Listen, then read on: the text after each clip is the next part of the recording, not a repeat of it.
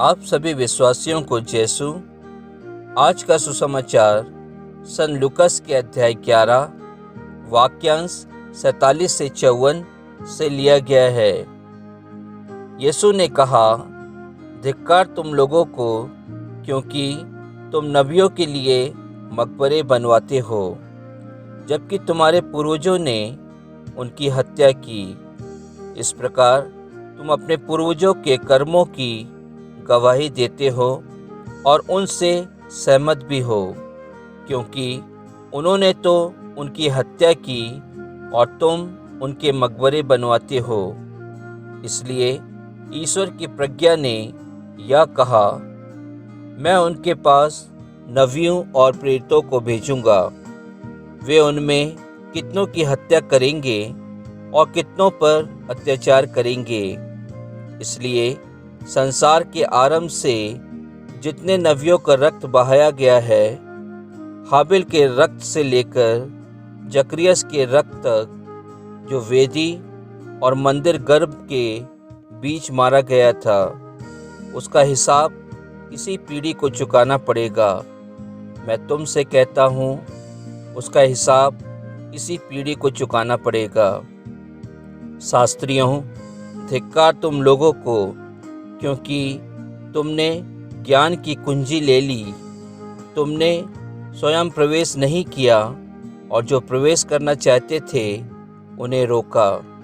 जब यीशु उस घर से निकले तो शास्त्री और फरीसी बुरी तरह उनके पीछे पड़ गए और बहुत सी बातों के संबंध में उनको छेड़ने लगे। वे इस ताक में थे कि यीशु के किसी न किसी कथन में दोष निकाल लें। प्रभु का वचन है। ईश्वर को धन्यवाद।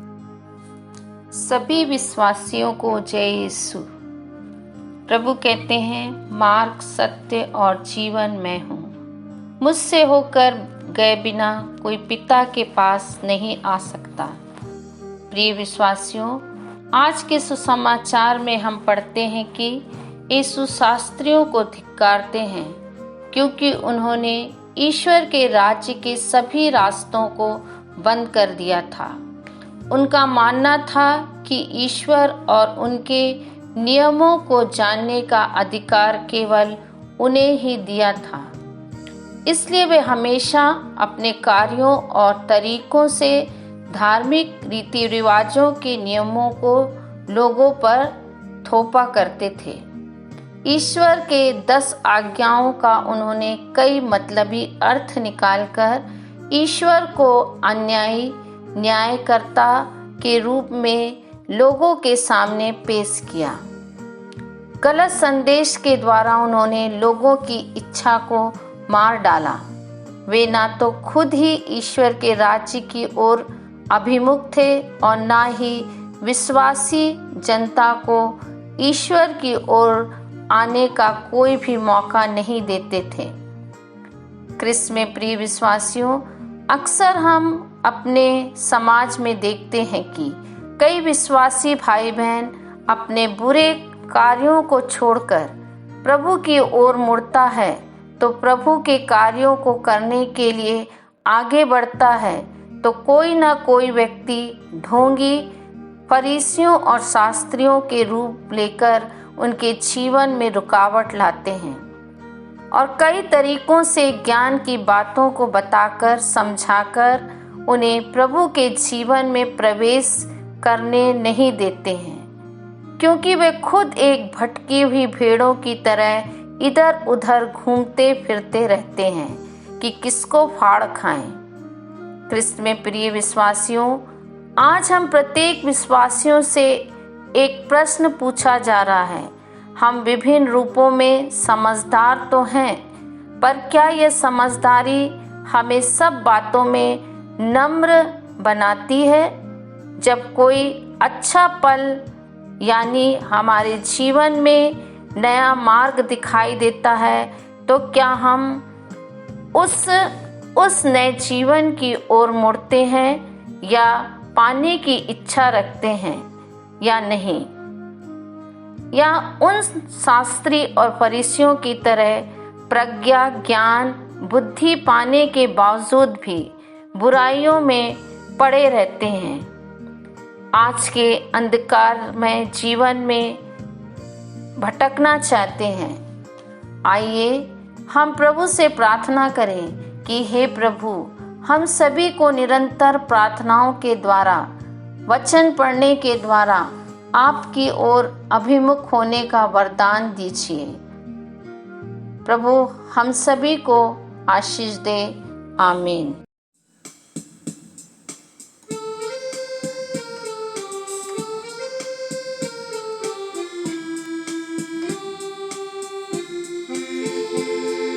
चांदनी सी तू शीतल, फूलों से तू कोमल, प्यार तेरा निर्मल, ये प्यारी मरियम।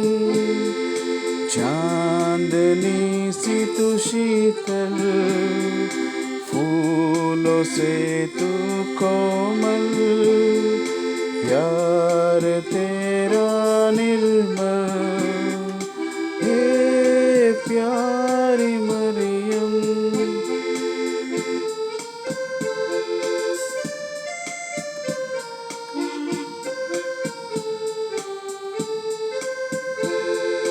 नन्हे हाथों से यीशु को तूने थाम कर चलना सिखाया, डगमगाते कदमों को उसके गिरने से तूने बचाया। हम नन्हे बच्चों को तूने सहारा, जब जब गिरे हम पापों से। हम नन्हे बच्चों को तूने सहारा, जब जब गिरे हम पापों से। चांदनी सी तू शीतल, फूलों से तू कोमल, प्यार तेरा निर्मल, हे प्यारी मरियम।